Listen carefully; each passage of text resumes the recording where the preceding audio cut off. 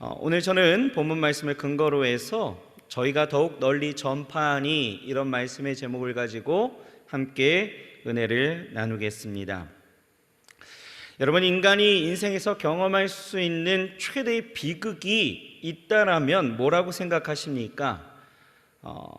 아마도 외부 세계와 단절된 채, 완전히 단절된 채 폐쇄된 공간에서 혼자 외롭게 살다가 외롭게 죽어가는 것이 아닐까 이렇게 생각을 하는데요.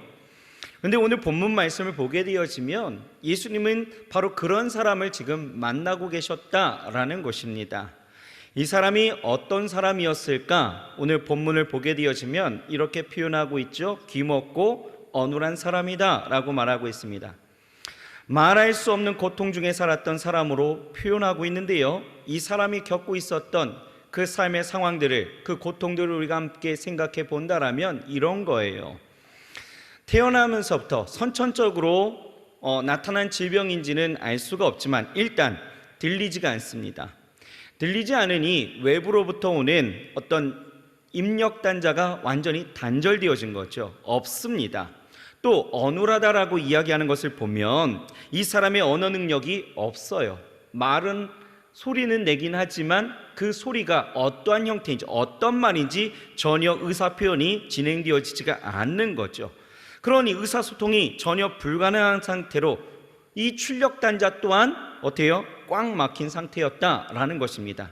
단절이죠. 그 어떤 것으로부터 소통, 공감 아무것도 없습니다. 그저 외롭게 혼자 사람들이 사는 세상 속에 존재하고 있지만 그냥 혼자만의 세계에서 고독하고 철저히 단절된 채 살아가고 있었던 사람이 바로 귀먹고 어눌한 사람입니다. 이런 사람이 여러분 예수님에 대한 소문을 들었을까요? 들을 수가 없으니, 그죠? 듣지도 못했을 거예요. 그러니 어떤 정보도 소스도 없으니 예수님이 어떤 분이신지도 아마 몰랐을 것입니다. 알리만무한 거죠. 그런데 어느 날 갑자기 사람들이 자기의 집으로 막 불이 나게 들어오더니 그를 끌어냅니다. 그리고 한 사람 앞에 서게 하죠. 그 사람이 바로 예수였습니다. 예수님 앞에 선 이 사람들이 삥 둘러선 채 이제 이게 무슨 일인가 하는 그런 어리둥절한 그 표정을 가지고 주님을 바라보고 있었고, 예수님은요 그런 그를 따로 데리고 물 위를 떠나 먼 발치에 서게 하십니다. 그리고 예수님은 지금까지 볼 수 없었던 아주 특이하고 독특한 방식으로 이 사람을 고치시는데, 어떻게 고치시느냐? 양귀에 손을 넣습니다. 그리고 침뱉어 혀에 손을 대시고 손을 우러러 말씀하셔요. 뭐라고? 에바다 말씀하시죠. 에바다라는 것은 열려라 이런 뜻을 갖고 있어요. 열려라. 예수님께서 에바다 하는 그 순간에 이 사람의 귀가 열립니다. 그리고 말이 명확해졌죠. 기적의 역사의 그 순간이었습니다.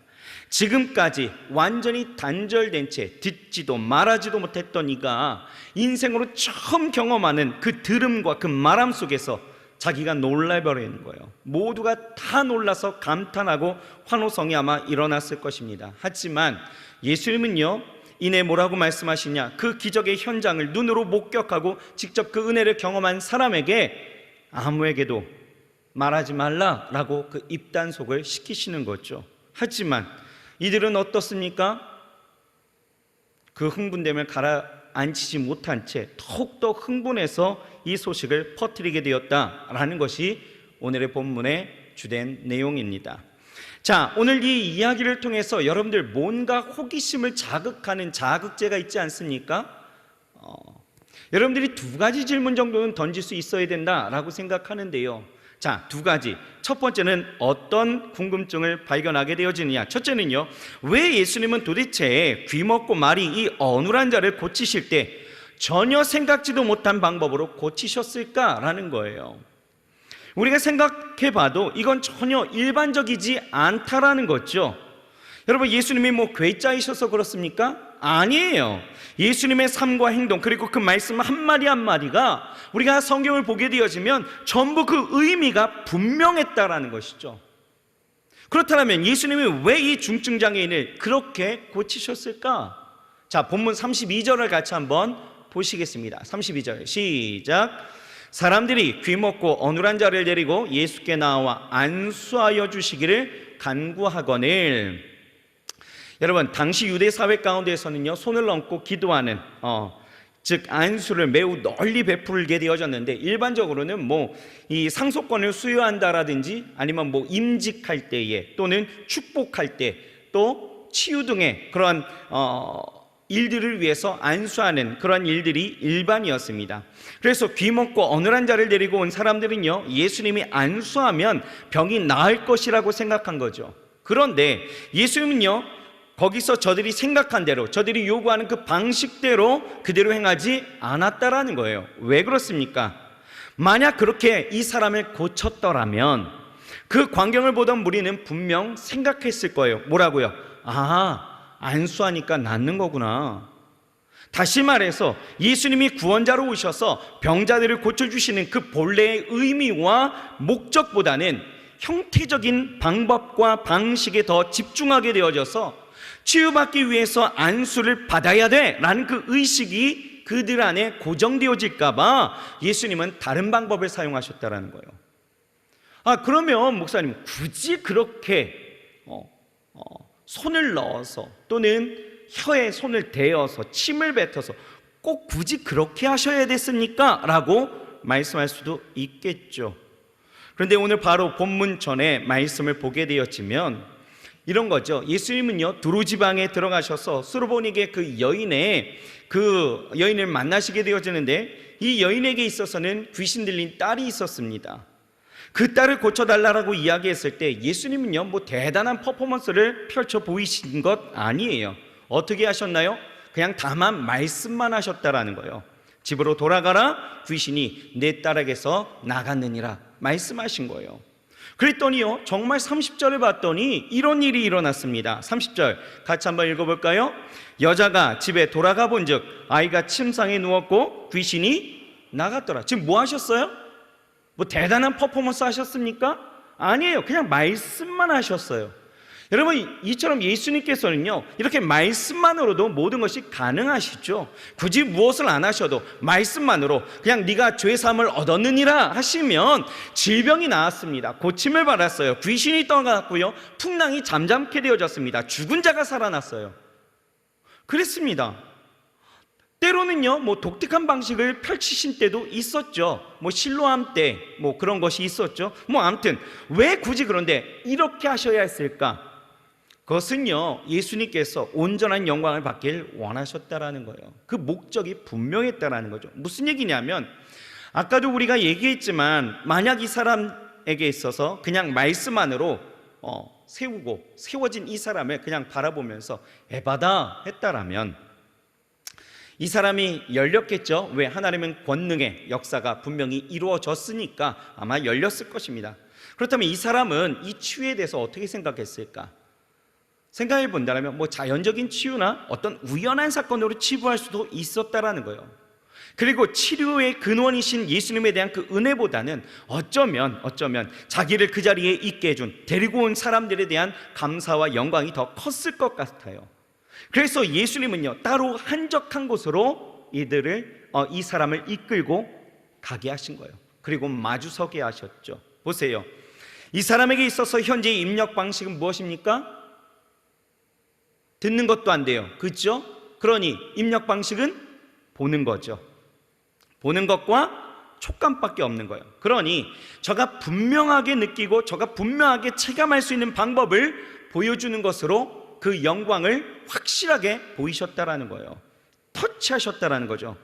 여러분, 듣지 못하는 사람들은요, 볼륨 감각이 없습니다. 그래서 외부의 소리가 잘 안 들리니까 내 목소리도 커지게 되어지는 거죠. 예를 들면 이런 거예요. 평소에 2, 3 정도의 왜 했던 사람이 귀에 이어폰을 꽂아놓고 음악의 그 볼륨을 아주 최대치로 올려놓게 되어지면 높은 음량으로 음악을 듣게 되어질 때에 툭툭 치게 되어지면 어떻게 합니까?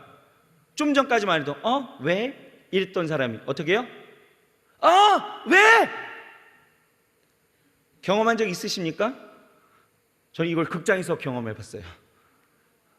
친구를 툭툭 쳤더니 왜? 그래서 봤더니 귀에 이어폰 꽂고 있더라고요. 굉장히 창피했습니다. 뭐 이런 거죠. 그러니까 안 들리니까 당연히 볼륨이 커질 수밖에 없는 거예요. 그러니 이것이 자연스러운 현상이죠. 사람이요, 평소에 언어적 기법을 몰라서 그냥 소리치면서 자기의 의사 표현을 하려고 했다라면 이 사람은요 분명 큰 소리로 말했을 거예요. 어떤 사람이 하는지도 모르고 또 볼륨마저 컸다라면 그것을 듣는 사람은 또 얼마나 또 괴롭겠습니까? 그러니 표정들이 하나같이 다 일그러졌겠죠. 별로 좋지 않은 표정들이었습니다. 반대로 듣지 못한 사람에게 또 말하려고 하니 어떻습니까? 사람들도 큰 소리를 내면 들리려나 해서 얼마나 큰 소리를 냈겠습니까? 너 들려? 들려? 그러니 그렇게 큰 소리를 말할 때에 어때요? 얼굴이 일그러지겠죠. 그에게 하는 행동도요 그리 부드럽지 않았을 것 같아요. 과격했을 것 같아요. 그렇게 이 사람은요 평생 자신에게 다가오는 사람들의 그 일그러진 그 표정과 과격한 행동만을 보면서 살아왔을 거예요. 그런데 지금 따로 나아가 마주한 그 예수님의 표정을 한번 생각해 보자라는 거예요. 그 얼굴은요 세상에서 가장 평온한 따뜻함이 묻어 있고요, 평화가 그 얼굴에 가득한 거죠. 그렇게 따뜻한 모습을 보게 하심으로 이 사람의 마음을 잔잔케 하시고, 또 예수님은요 그의 손에 그 감촉을 가지고 그렇게 따뜻하게 귀에 손을 넣으시고 손에 혀를 대셔서 그 사랑의 온기를 전달하신 거예요. 그리고 에바다 하니 그 사람의 귀가 열리고 말이 명확해졌다는 거죠. 여러분 이것을 한번 생각해 보십시오. 상상해 보세요. 이게 얼마나, 여러분 그가 고침받았다는 이 사실이 얼마나, 정말 이거는 어마어마한 느낌의 그 굉장히 임팩트로 다가오게 되어졌을 것 같아요. 그렇지 않습니까? 뭔가 꽉 찬 은혜가 그 안에 담겨지는 거예요. 예수님을 바라보게 되어짐으로, 그리고 그의 촉감과 그 감촉을 통하여서 그 사랑의 온기가 내 안에 가장 가득하게 차오르게 되어졌다는 거죠. 그러면서 내가 듣게 되어지고 내가 말하게 되어지니 여러분 이 영광은 어마어마한 거죠. 여러분 이와 같이 하나님은요 우리에게 행하시는 일들에 있어서 가장 세심하셔요. 여러분들에게 일하시는 그 일하심은요 가장 세밀하고 세심하고 그 이유가 분명하고 목적이 있다는 것을 우리는 깨달아 알아야 된다는 것입니다. 자, 그리고 두 번째 질문은 이런 겁니다. 오늘 이 질문의 두 번째 포인트가 오늘 제가 설교할 포인트의 주된 내용인데요. 자, 둘째는 이런 거예요. 여러분 이런 궁금증 있지 않습니까? 이 본문을 보면서 예수님은 이 놀라운 사실을 왜 알리지 말라라고 하셨을까? 그렇죠? 여러분 36절을 읽어봅시다. 36절 시작.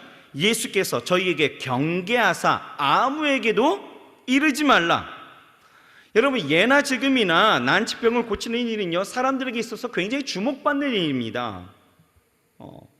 어느 병원 어떤 의사가 정말 꽤나 힘든 수술에 성공하고 정말 불가능에 다다른 그러한 수술까지도 정말 성공했다라면 사람들은요 이 병원을 찾는 거예요. 그 의사에게서 진료받으려고 할 것입니다. 저도 한 번은요 이비인후과 개통에 그런 질병이 제가 있어서 아주 유명한 의사를 소개받았고 진료받으려고 문의를 한번 해봤습니다. 그랬더니요 이 의사 선생님의 스케줄이 2년간 꽉 차 있는 거예요. 그분에게 진료받으려면요 2년이 지나서야 제가 예약할 수가 있다길래 그냥 포기해버렸습니다. 이러니 여러분 이 병원도 저 병원도 좋은 의사 선생님들을 자기 병원에 모시려 애쓰고 그 유명세로 병원이 커지는 것을 보게 되어지는데요, 여러분 생각해 보세요. 예수님이 이런 유명세로 복음을 전했다라면, 하나님 나라를 말씀하시고 구원을 선포하셨다라면 여러분 어떤 일들이 일어났을까요? 여러분 유대 나라뿐만 아니라 각처에서 예수님에 대한 소문을 듣고 온갖 병에 걸린 자들이 다 찾아왔을 것이고요, 예수님 모시기 전쟁에 아마 열을 다했을 것 같아요. 그런데 예수님은요 이런 자기 PR을 피하셨다라는 거예요. 라임이 좋죠? 자기 PR을 피하셨다라는 거예요. 왜 그렇습니까? 왜요? 간단하게 얘기하면 자칫 주객이 전도될 수 있는 상황이었다라는 것이죠. 무슨 말이냐면 예수님이 치료자 되신다라는 것은 사실입니다. 그렇죠? 하지만 예수님이 치유의 역사를 보이시는 것은 그들을 향한 그 긍휼함과 구원의 목적이 있다라는 거예요. 그런데 치유의 현장에 있었던 사람들은요, 어떻게 예수님을 이해할 수 있었어요? 예수님이 이 땅에 오신 목적을 다만 치유의 역사로만 한정짓는 것이죠. 그래서 예수님이 메시아 되심보다는 그저 능력, 치유, 권능 이거에만 관심을 갖고 예수님을 쫓는 이유와 목적을 거기에 갖게 되어질 우려가 있기 때문에 그렇다라는 것입니다. 여러분 실제로 보세요. 이러한 일들이 일어났어요. 제자들을 보십시오. 제자들 예수님으로부터요 하나님의 나라에 대한 가르침을 누구보다도 많이 들었던 사람들이 제자들입니다. 팔복에 대해서도 들었던 사람들 유일하죠. 제자들이에요. 누구보다도 많은 가르침과 많은 권능의 역사 가운데 체험했던 사람들이 제자들이었습니다. 그런데 예수님께서 이 땅 가운데 죽으실 때에 죽으실 것을 말씀하시고 다시 살아날 것에 대해서 말씀하시면서 예루살렘을 입성하시죠. 이때에 제자들이 예수님께 뭐라고 이야기합니까? 뭐라고요? 주님의 나라가 임하실 때에 누가 주님의 오른편에 앉을 수 있겠습니까? 무슨 얘기입니까? 예수님의 메시아 되심보다도 예수님께서 자신들의 그 구원자 되어 주심보다도 저들에게 있어서는 야욕과 욕망에 휩싸여 있었다라는 거예요. 그러니 제자들도 이랬는데 지금 예수님에 대해서 소문만 들었던 사람들이 그 치유의 현장 가운데서 직접 그것을 목도했다라면 충분히 저들도 그런 경향을 보일 가능성이 농후하다라는 것이죠. 예수님이 사람들에게 경계하지 않으면 자칫 예수님이 이 땅에 오신 목적이 그냥 다른 방향으로 흘러갈 수 있는 것을 예수님은 예견하신 거예요. 그래서 말하지 말라라는 것이죠. 하지만 그렇게 경계하실 때에 이 사람 어땠습니까? 재밌는 것은요 36절과 37절이에요. 다른 본문에는 이런 구절이 나오지 않는데 유독 이 말씀에서 이렇게 말하고 있습니다. 자, 36절 하반부와 37절 읽어봅시다. 시작. 경계하실수록 저희가 더욱 널리 전파하니 사람들이 심히 놀라가로되 그가 다 잘하였도다. 귀머리가 듣게 하고 벙어리도 말하게 한다 하니라 라고 말씀하고 있죠. 예수님이요 귀 먹고 이 어눌한 자를 고치셨습니다. 놀라운 기적이죠. 그런데 예수님이 어떻게 하셨어요? 경계하셨다라는 거예요. 말하지 말라라는 거죠. 그런데 이 다음 장면이 놀랍다라는, 재밌어요. 왜요? 예수님은 경계하셨는데 마음에 흥분된 상태에 정말 이 사람의 행동은 막을 수가 없었다라는 거예요. 흥분되었다라는 것, 무슨 이야기입니까? 그 안에 예수로 충만했다라는 거예요. 그 구원의 감동과 그 감격, 하나님의 그 체온과 그 사랑의 그 마음이 그 마음 가운데 가득했다라는 것이죠. 살아있었다라는 거예요. 그래서 저들이 어떻게 해요? 더욱 전파했다라는 거예요. 더욱 하지 말라는 것도 했다라는 것이죠. 그래서 저는요 오늘 이 말씀에 우리가 함께 좀 주목하면서 포인트를 좀 여기에다 두고 예수님의 마음은 무엇인지 우리가 전도에 대해서 함께 좀 생각해 보려고 합니다. 자, 여러분 오늘 이 시대를 보면요 세상은요 날이 갈수록 어두워진다라고 이야기하죠. 죄가 깊어지고 있습니다. 정말 요즘 우리가 뉴스를 보게 되어지면 죄의 한계가 어디까지인가를 묻고 싶을 정도로 세상이 무서워지고 있고 험악해지고 있습니다. 어디 여자 화장실에서 여자를 그렇게 찔러 죽이기까지 하는 그러한 일들이 대낮에 일어나고 있고 상상할 수 없었던 일들이요 너무나 비일비재하게 일어나고 있다라는 거예요. 그런데 여러분 이러한 시절과 이러한 세대를 살아가고 있는 우리의 모습이지만 아이러니하게도 이런 상황이면 세상은요 예수께로 교회로 돌아오는 것이 맞는 거예요. 그렇지 않습니까? 그런데 그렇게 교회로 예수께로 돌아올 법도 한데 오히려 세상은요 교회, 복음, 예수, 구원 이런 것과는 전혀 상관이 없이 산다라는 거예요. 어떻게 보면 오늘 본문에 나오는 귀먹고 어눌한 사람과 여러분 세상은요 별반 다르지 않습니다. 자기만의 공간에서 지금 살아가고 있는 거죠. 차이가 있다라면 그들은 들리지 않는 것이 아니라 들으려 하지 않는다라는 거예요. 하나님과의 장벽을 쌓고 입력단자를 그냥 차단해버린 거죠. 구원, 천국, 여러 가지로 바쁜 세상 굳이 이런 것까지 신경 쓰면서 살아야 하는가 하면서 마음에 별로 알고 싶지도 않고 구미가 땡기는 컨텐츠도 아니다라는 거예요. 그런데요, 이러한 모습들이요 비단 세상에만 국한된 것은 아니다라는 거죠.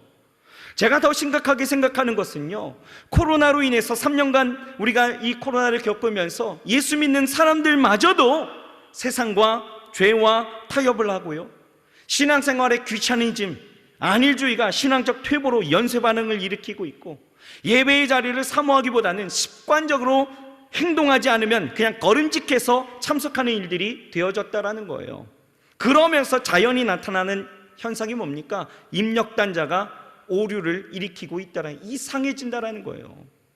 어떻게 보면 세상은 입력단자가 막혀 있는데 믿는 사람들은요, 입력단자가 이상해져서 자기가 듣고 싶은 말만 듣는 거예요. 내가 듣고 싶은 때에만 듣는 거죠. 내가 듣고 싶은 데에서만 듣는 거예요. 선택적 입력에 오류 반응이 뜨는 것이죠. 그러니 하나님 앞에 나아갈 때도요, 우리는 그렇게 나아가는 거예요. 하나님, 내가 하나님의 자녀 됐잖아요. 그거는 하나님이 우리를 향한 하나님의 부르심이지, 내가 하나님 앞에 고백할 수 있는 건 나는 하나님의 종이에요. 우린 종된 의식으로, 내가 하나님의 백성된 의식으로 나아가는 것이 사실이어야 한다는 거죠. 그것이 우리 신앙의 형태가 되어져야 되는 거예요. 그런데 우리는 그건 다 버렸어요. 선택적으로 다 버립니다. 종, 나 하기 싫다라는 거예요. 다 버리죠. 뭐예요? 난 자녀라는 거예요. 그런데 자녀답게 삽니까? 안 살잖아요. 그러니 오류가 일어나고 있죠. 또 우리는 천하보다도 귀한 영혼이래요. 그건 하나님이 우리를 향한 표현이시지, 우린 뭡니까? 존재론 쪽으로 본다라면 우리는 흙이에요. 성경에도 뭐라고 이야기합니까? 너희가 흙에서 왔으니 흙으로 돌아갈지니라. 우린 먼지예요. 아무것도 아니다라는 거죠. 그런데 우리는 맨날 뭐라고 이야기합니까? 하나님, 나는 천하보다도 귀한 영혼 아니겠습니까? 그러니 나에게 이것 주시옵소서. 내가 먼지 된 생각, 나는 아무것도 아니라는 그 겸손은 그냥 싹 다 버려버리고 오직 그냥 나는 천하보다도 귀한 영혼이라고만 생각하고 살아가니, 여러분, 우리 안에 뭐가 있겠습니까? 뭐가 있어요? 그러니 입력단자가 그렇게 오류가 있으니, 듣는 것도 그렇게 오류가 있으니 말은 뭐 제대로 하겠습니까? 말도 제대로 못해요. 그 증거가 어디 있습니까? 먼저는 기도 아니겠어요? 기도해요. 기도합시다 하고 눈을 감으면 어떻습니까? 70분? 아니 5분도 제대로 기도하지 못하는 거예요. 집중하지 못합니다. 왜요? 무슨 말을 해야 될지 모르는 거죠. 입력된 게 별로 없어요. 그러니 내 주장만 하고 끝나니 뭐 하나님의 마음을 뭐 이렇게 헤아릴 시간이 있습니까? 내가 하나님 앞에 그냥 구하기만 하지 하나님의 마음을 내가 찾고 하나님의 뜻을 구할 때가 언제 있겠냐 이거예요. 그러니까 뭐 시간도 그냥 5분도 채 못 가는 거죠. 그렇다고 뭐 복음이라도 여러분 제대로 전합니까? 못해요. 복음이 있어야 될 곳에 복음을 말하지 못합니다. 왜요? 들은 게 선택적이니 말씀에 반응하는 것도 내가 정한 장소, 내가 정한 시간, 내가 정한 대상에 따라서 선택해서 하려고 한다라는 것입니다. 결론적으로는 말하지 않는다라는 거예요. 딱 귀먹고 어눌한 사람, 이 사람이 세상 사람들이고 또 어떻게 보면 우리의 모습들이다라는 것입니다. 그래서 10월 23일 날 이 날을 우리는 정한 거예요. 우리는 그간 코로나로 인해서 교회에 못 나왔던 지체들을 다시 현장 예배로 초청하고, 또 온라인 예배를 드렸던 지체들, 그리고 상반기에 전도하려 했지만 전도하지 못했던 우리 217명의 태신자들을 초청해서 다 같이 모여서 예배하자라는 그 디데이로 정했다라는 것이죠. 그래서 그곳에서, 그 예배의 현장 가운데서 정말 귀가 열리고 또 말이 명확해지는 그 하나님의 그 은혜가 감돌아지고 일평생의 어땠습니까? 고독과 외로움과 싸워서 살아왔던 그 사람이 정말 자유함을 얻고 하나님을 알고 그 하나님의 사랑으로 풍성하게 되어졌던 그 선하고 아름다운 역사를 우리가 같이 함께 누리며 나아가고자 이 시간을 정했다라는 거예요. 그런데 중요한 거는요, 이 행사를 계획하면서 저는 스스로 이런 질문을 한번 던져봤어요. 우리는 과연 그럼 어떤 마음으로 이것을 준비를 해야 될까? 어떤 마음으로 우리가 전도해야 될까? 이 답을 찾으려고 이 본문을 묵상하면서 제가 이런 질문을 저에게도 던져보았고, 또 지난주에는요, 이 말씀을 묵상하면서 우리 청년들은 어떤 생각을 갖고 있는지 궁금해지기 시작한 거예요. 그래서 임원들하고 식사를 하면서 임원들에게 똑같이 한번 질문을 해봤습니다. 우리는 어떤 마음으로 전도해야 될까? 그랬더니요, 우리 임원들이 갑자기 빙수를 먹다가 다 굳어지는 거예요. 그러면서 아이들이 심각해지죠. 그러면서 이런 이야기를 하더라고요. 우리는 어떤 마음으로 전도해야 될까? 질문을 했더니 이 아이들이 하는 이야기가, 임원들 한 사람이 이렇게 이야기합니다. 목사님, 국률함이 있어야 됩니다. 맞아, 국률함. 그랬더니 또 신이 나고 그 옆에 있었던 지체가, 목사님, 동질성도 있어야 될 것 같습니다. 동질성, 공감하는 능력도 좀 있어야 될 것 같아요. 맞아, 그것도 있어야 돼. 저는 막 설교의 포인트를 막 하나씩 잡아가는 거예요, 이 친구들을 통해서. 또 그러면서 또 다른 친구가 이야기합니다. 목사님, 전도하려면 무엇보다도 열정이 있어야 됩니다. 그러는 거죠. 맞아, 열정도 있어야 돼. 다 맞아요. 정말 기특하게도 잘 가르친 것 같아요. 기특하게도 정답만 얘기하는 거들. 여러분, 국률함이 있어야 합니다. 정말 이 세상에 사는 것이 얼마나 어려운 줄 몰라요. 여러분, 금리가 연일 오르고 있죠. 우리 집 살려고 대출받았던 우리 청년들 어떻습니까? 차 살려고 대출받았던 청년들 어때요? 싼 금리에서는 정말 금리에서 어느 정도 버텼죠. 그런데 지금 어떻습니까? 버티는 게 용할 정도예요. 그것뿐입니까? 죄로 얼룩진 그 삶이 얼마나 비참하고 괴로워요. 자기를 속여야 되고, 또 남을 속이면서까지 올라가야 되고, 또 세상에 그 성공이 인생에 다인 양 수고는 수고대로 다 하지만 손에 잡히는 것이 하나도 없으니 인생 헛산 것 같아서, 인생에 찾아오는 그 헛헛함을 채울 수 없어서 술로, 쾌락으로, 자기 만족으로 채우려고 하지만 다 채워지지 않으니 오히려 목마름이, 그 갈증이 더 심해진 그 인생을 볼 때에 얼마나 불쌍해요. 그런 인생을 보면서 우리는 분명 국률함이 있어야 되는 거죠. 예수께로 오면 그 생명의 생수가 우리를 시원케 하는데, 그걸 모르고 있으니 얼마나 여러분 국률이 우리 안에 있어야 됩니까? 지금 예수님이 평생에 귀먹고 말이 오늘에서 인생이 꽉 막힌 이 사람을 보고 느끼는 감정이 아마 그 국률함 아니겠어요? 국률함이 있어야 됩니다. 또 동질성도 있어야 돼요. 아마 같은 죄인의식이라 생각이 여겨지는데요, 동질성도 있어야 돼요. 여러분, 옛말에 과부가 과부 사정한다라고 저들의 고통을 함께 느낄 수 있어야 우리가 전도할 수 있는 거 아니겠습니까? 히브리서 4장 15절을 보면 이렇게 말씀하고 있어요. 같이 한번 읽어봅시다. 시작. 우리에게 있는 대제사장은 우리 연약함을 채우려 하지 아니하신 자가 아니요 모든 일에 우리와 한결같이 시험을 받은 자로 돼 죄는 없으시니라. 예수님이 이 땅 가운데 오셔서 우리의 진정한 구원자가 되시기 위해서 몸소 고통당하셨다라는 거예요. 그것을 치유하셨다라고 말씀하고 있는데, 치유이 뭐냐면요, 처지를 이해하고 불쌍히 여기는 것, 이게 치유이에요. 그런데 여러분, 처지를 이해하려면 어떻게 돼요? 무엇보다도 같은 고통의 그런 경험이 있어야 된다는 것이죠. 예수님은요, 우리를 구원하시기 위해서, 치유하시기 위해서 십자가의 모든 고통도, 사람들의 그 비난과 힐난, 배신, 아픔을 다 몸소 이루셨다는 것입니다. 그럴 필요가 없어요. 오늘 성경에 뭐라고 얘기합니까? 죄가 없으시니라. 죄 없으신 분이 왜 그걸 느껴야 했습니까? 왜요? 우리 안에 동질성을 갖고 우리를 구원하시기 위해. 그러니 전도자가 가져야 되는 마음은 동질성, 맞아요. 맞습니다. 또 공감도 있어야 돼요. 비슷한 말이긴 하겠지만 오늘 본문이 그걸 잘 말해주고 있죠. 예수님은요, 귀먹고 어눌한 자를 고치실 때에 본문 34절을 한번 보십시오. 뭐라고 이야기합니까? 같이 읽어봅시다. 시작.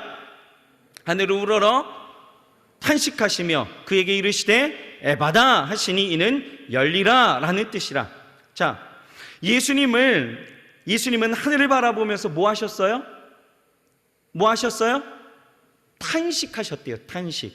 여기서 탄식은 딥사이죠. 딥사이. 그러니까 깊은 한숨을 쉬셨다라는 거예요. 한숨을 쉬신 거는요, 그냥 힘들어서 이게 아니에요. 그 고통스러운 신음소리를 내신 것이 딥사이예요. 탄식하셨다라는 거예요. 다시 말해서 이 사람의 그 일평생 살아왔던 그 삶의 그 답답함을 예수님은 치유하셨다라는 거예요. 공감하신 거예요. 그 세월의 고통을 공감하시면서 그 답답함, 그 고통의 마음을 표현하신 것이 탄식이에요. 딥사이. 탄식하신 거죠. 여러분, 전도하려면요, 이런 공감 능력 분명히 있어야 된다는 거예요. 여러분, 그렇습니다. 전도할 때는요, 이런 공감이 없으면 안 되는 거예요. 또 열정도 있어야 되겠죠. 맞아요. 우리는 듣든지 아니 듣든지 열심히 전해야 합니다. 밤낮 없이 늘 바쁘게 사셨던 그 예수님의 열정을 한번 생각해 보세요. 죄인을 위해서 정말 한 명이라도 더 구원의 반열에 서게 하시려고 배에서 쪽잠까지 주무시면서 밤낮으로 기도하시고 저들에게 나아가서 전하셨던 그 발에 땀나도록 뛰어했던 그 예수님의 모습을 보십시오. 우리의 열정도 예수님을 닮아서 그렇게 죄인들을 향해서 찾아다니며 열심을 다할 수 있어야 되는 것이죠. 열정이 있어야 되는 거예요. 또 예수를 따르는 삶으로, 삶의 그 말씀에 순복하는 그 삶을 통해서 보여주는 삶으로도 전도하면서 나아가야 되는 것이죠. 그러니까 삶에 있어서도 우리는 최선을 다해야 돼요. 열정이 있어야 돼요. 삶에 있어서도. 여러분, 게으름 부리지 마세요. 직장 가갖고, 학교 가갖고 여러분 괜히 공강 시간에 농땡이 치지 마시고요. 정말 열심으로 살아가야 되는 거예요. 그리스도 안에서 우리는 어디에 있어나 여러분 인정받아야 합니다. 그게 전도가 되는 거예요. 그런 열정이 있어야 된다는 거죠. 그런데 여러분, 다 맞는 말이죠. 긍휼도 있어야 되고, 동질성도 있어야 되고, 또 뭐가 있어야 돼요? 공감도 있어야 되고, 또 열정도 있어야 돼요. 다 있어야 돼요. 그런데 중요한 게 한 가지 빠졌습니다. 뭐가 빠졌을까요? 우리는요, 이것들을 갖기 이전에 우리 안에 기본적으로 베이스로 깔려 있어야 되는 것이 있다라는 거예요. 무엇입니까? 바로 하나님의 사랑이에요. 사랑이 있어야 합니다. 사랑. 여러분, 우리 오랜 세월 이 설교를 통해서, 제자 훈련의 그 양육을 통해서라도 우리는 다 같은 대답하죠. 같은 대답합니다. 이것들이 있어야 된다라고. 그런데 여러분 보세요. 그런데 왜 매년 상하반기 2번씩 교회에서 전도잔치를 하고, 또 그게 아니더라도 여러분들 나름대로의 전도하려고 하는데, 여러분들 열매라는 것이 여러분들 기대한 만큼 나타났던가요? 아니잖아요. 왜 그렇습니까? 왜요? 이것은요, 행함에 앞서서 내 안에 하나님의 구원이 있느냐, 그 구원의 감격과 기쁨, 감동이 있느냐 없느냐의 차이였다라는 거예요. 또 아는 것을 왜 행하려고 했는지, 아니면 아는 만큼 내 안에 멈출 수 없는 사랑이 정말 살아있는 그 은혜로 나타났는지에 대한 차이였다라는 거예요. 기본적으로 그 사랑이 내 안에 있느냐 없느냐가 정말 중요하다라는 것이죠. 오늘 본문을 보세요. 이 귀먹고 어눌한 사람은요, 예수님의 가장 따뜻한 사랑의 그 마음으로 바라보셨죠. 그리고 그 따뜻한 그 촉감으로 만져주시면서 말씀하셨다라는 거예요. 귀가 열리고 입이 열리는 놀라운 일들을 경험하고 체험했다라는 거예요. 무엇보다도 그렇게 그 구원의 은혜는 어떻게 해요? 그 삶의 변화로 나타났다라는 거예요. 이전에 정말 경험해보지 못했던 새로운 인생이 펼쳐졌다라는 것이죠. 고통과 신음했던, 그 아파했던 인생이, 외로워하고 정말 어렵게 살아왔던 인생이 이제는 많은 이들과 소통하고 많은 이들의 소리를 듣고 그들에게 나아갈 수 있는, 함께 할 수 있는 은혜로 그 삶이 변했다라는 거예요. 그 경험이 있으니, 그 새로운 삶에 대한 그 경험이 있으니, 여러분 어떻습니까? 정말 이 사람에게 있어서는 전하지 않고서는 견딜 수가 없는 거죠. 여러분, 이러한 마음이 있게 되어질 때, 그 사랑의 그 은혜가 내 안에 충만하게 되어지면, 여러분 긍휼함이라는 것도, 동질성이라는 것도, 그리고 공감하는 것도, 그리고 열정이라는 것도 리얼, 진짜가 되는 거예요. 하나님의 사랑 없이 긍휼함을 갖는다? 여러분, 이거 거짓말입니다. 거짓이에요. 그렇지 않습니까? 사랑이 없는데 어떻게 긍휼함을 가져요? 하나님의 그 구원의 은혜가 없는데 어떤 긍휼함으로 갑니까? 여러분, 이건 교만이에요. 다른 사람들을 나보다 낫게 여기는 그러한 교만이 되어질 수 있는 것이죠.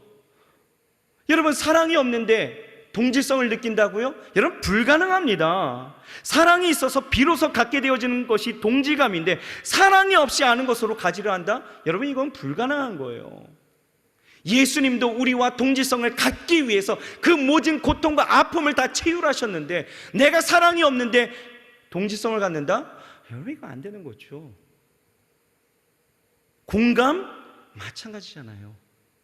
열정? 마찬가지지 않습니까? 사랑이 있을 때 뿜어져 나오는 그 열정은요, 기쁨이고 즐거움이에요. 하지만 내 안에 감각과 감동이 없는 채 나오는 열정이라는 것은 그저 내 열심, 내 자랑이 되는 것이죠. 그러니 여러분, 우리가 이 총출석 주일 그리고 이 전도잔치를 준비하면서 우리는 어떤 마음이 있어야 될까라는 것에 대한 질문의 답은 딱 한 가지입니다. 무엇이요?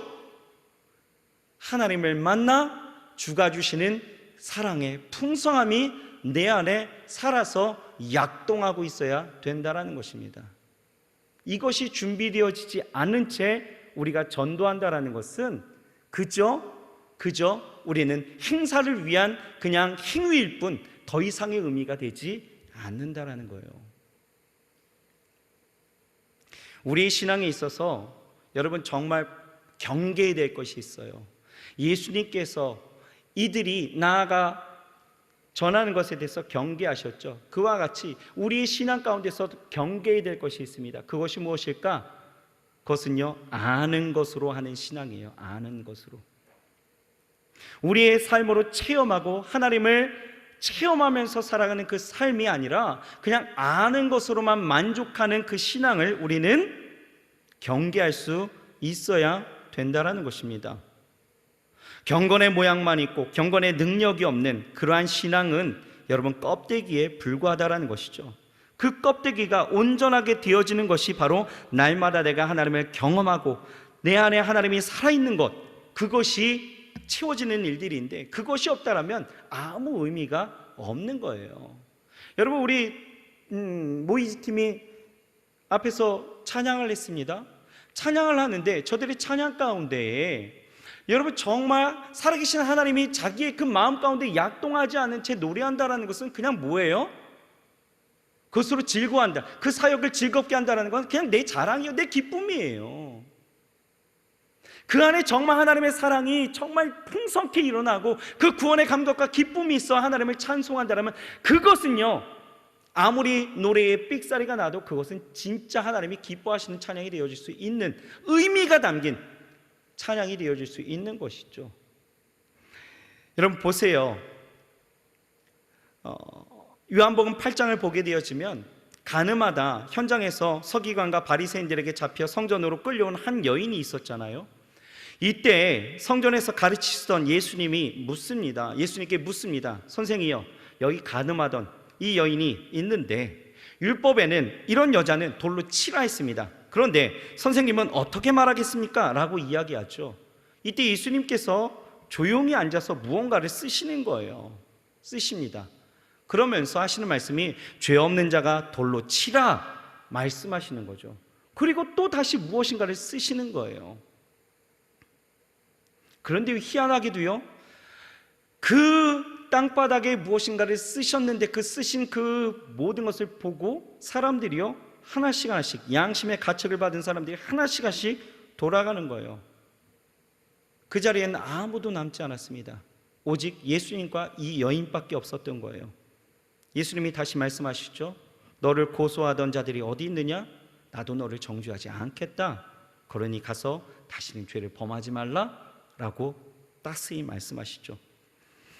자, 그리고 이 후속에 대한 이야기는 성경에 나타나지 않아요. 그런데 우리는 상상할 수 있습니다. 어떻게요? 이 여인은 분명 하나님의 사랑이 예수님을 만남으로 인하여 그 안에 어떻게 해요? 체험되어지고 그 사랑으로 풍성케 되어졌다는 것이죠. 그러니 이 여인은요, 절대 그 인생 가운데서 다시는 그와 같은 죄를 범하지 않았을 거라 우리는 예상을 하게 되어지는 거죠. 만약에 이 여인이 이 예수님의 그 감격과 감동이 무뎌졌다면 어떻게 됐을까요? 아는 것으로 그치게 되어지면 결국은 돌아갔겠죠. 보세요. 그 안에 무엇이 있느냐가 우리 신앙의 진짜입니다. 중요한 거예요. 전도를 하려면, 하나님이 주신 사명으로 살려면 적어도 내 안에 이러한 하나님에 대한 감동과 감격이 살아 있어야 되고, 그 사랑이 경험되어져야 하고, 그 사랑으로 나아갈 수 있어야 오늘 성경 말씀처럼 어떻게 돼요? 전파되어지고 돌아오는 역사가 일어난다라는 것입니다. 하지만 하나님의 경험이 없어요. 그냥 아는 것으로만 신앙생활하고 한다라면, 여러분, 우리는요, 내 안에 모든 것들이 식어집니다. 식어지는 자신의 모습을 보게 되어지면, 이러면 안 되라는 것을 자각하게 되어지고 어떻게든 끌어올리려고 하니까 어떻습니까? 감동과 감격은요, 이제는 그냥 평소의 방법으로는 되지 않는 것 같아요. 어떤 특별한 강사가 초청되어져야 하고, 어떤 특별한 찬양 인도자가 와갖고 찬양을 해야 되고, 어떤 특별한 예배 시간이 만들어져야, 그것 아닌 이상은 더 이상 누릴 수 없는 것으로 인식해버리는 그런 안타까운 모습들이 우리 가운데 남겨질 수 있다는 것입니다. 여러분, 아는 것으로 만족하지 마세요. 그걸로 충분하지 않아요. 아는 만큼 사랑하는 것은 맞지만, 아는 것이 사랑이 되는 접촉점, 체험과 경험이 없다라면, 그래서 그 사랑이 내 안에 약동하지 않는다라면 아무 소용이 없습니다. 성경에 뭐라고 나와 있습니까? 사랑이 없으면 울리는 꽹과리와 같다라고 말하고 있다라는 거예요. 아무것도 아니라는 것이죠. 그런데 우리는 쉽게 착각합니다. 내가 하나님의 사랑을 알아, 그러니 그 사랑이 내 안에 있다라고 생각합니다. 착각이죠. 없어요. 어디 있습니까? 발견해 보십시오. 없습니다. 안에 있다라고 내가 생각하고 내가 그렇게 아는 것뿐이지, 진짜 내 안에 하나님을 날마다 경험하는 삶이 없다라면 없습니다. 아는 것으로 만족하면 여러분 어떤 일들이 일어나는 줄 아세요? 신앙생활을 하면서 문제나 위기라는 것이 내게 찾아오게 되어질 때에 그냥 아는 대로만 행하는 거예요. 그래서 어떤 행위나 어떤 형태로만 그것을 바꾸려고 합니다. 그러니까 뭐 예를 들면 그런 거죠. 내 인생 가운데 문제가 생기면요, 그냥 안 하던 기도를 하겠다라고 하는 거예요. 기도 시간을 막 만드는 거예요. 시간을 정합니다. 뭐 예배를 참석하는 거예요. 기도원도 가보는 거고요. 다양한 방법을 만들어내는 거죠. 그런다고 해결됩니까? 아니에요. 안 돼요. 보여지지 않아요. 그러니까 포기하죠. 그렇다고 여러분 이런 거 하지 말라는 게 아니에요.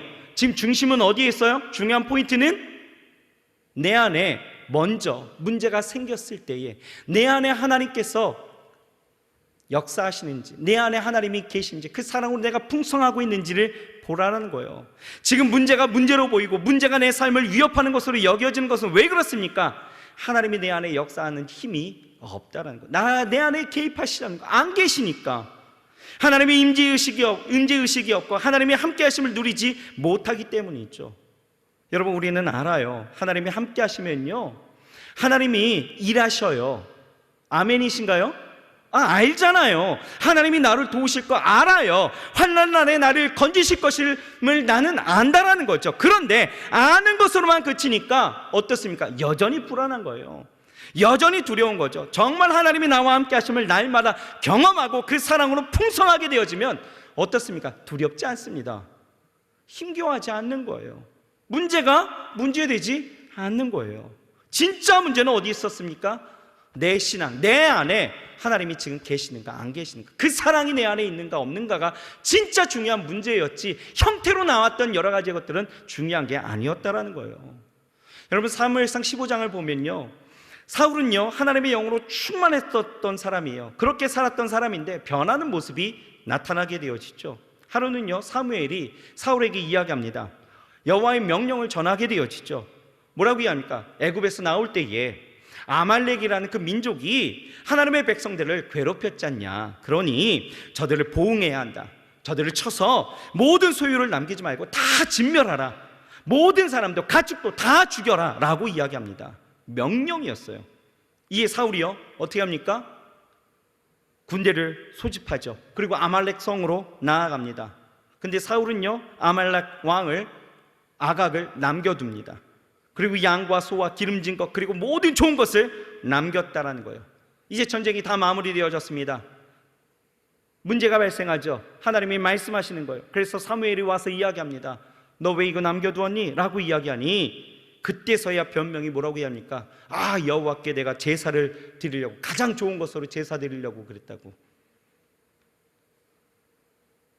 결국 이 사울 버림받음으로 이후에 나타났던 블레셋 전투에서 자결하여서 죽게 되어지는 거예요.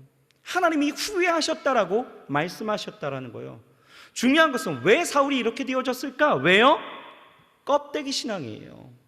하나님의 영으로 충만했어요. 그런데 세월이 가면서 하나님을 경험하지 않았다라는 거예요. 하나님 앞에 묻지 않았어요. 하나님의 뜻을 되새기지도 않았어요. 자기를 만족시키는 그 삶에 전념하였고, 하나님의 은혜는 그냥 위기 때만 찾는 기회주의가 되었다라는 거예요. 여러분, 우리 중심에 하나님의 경험이 없고 또 그 사랑의 감동과 감격이 사라지면 우리도 이런 기회주의자가 되어지고 하나님이 내 안에 계시지가 않는 거예요. 본체는 없고 본질은 없고 그저 그냥 보여지는 화려함만 남게 되어지는 것. 여러분, 그러니 주 안에서 우리가 신앙의 열매가 없으니 여러분, 신앙생활이 재밌습니까? 교회 오는 게 재밌을까요? 지체들과 만나는 것이 즐겁습니까? 아니요. 아무 의미가 없는 것이죠. 여러분, 이제는 이 껍데기 안에 본질을 채워야 할 줄 믿습니다.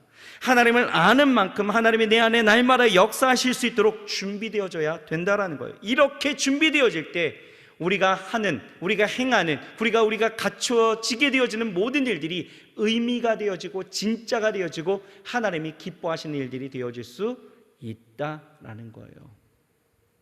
이제 우리 전도해야 합니다. 오늘 찬양도 그렇게 했잖아요. 복음을 전하게 해달라고. 우리 전도해야 돼요. 근데 어떻게요?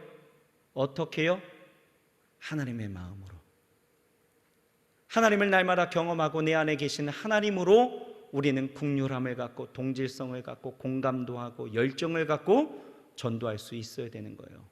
그것이 있을 때에 우리 안에 펼쳐지는 모든 일들과 또 이 전도 사역이 정말 하나님 안에서 풍성한 열매로 나타나게 되어질 줄 믿습니다.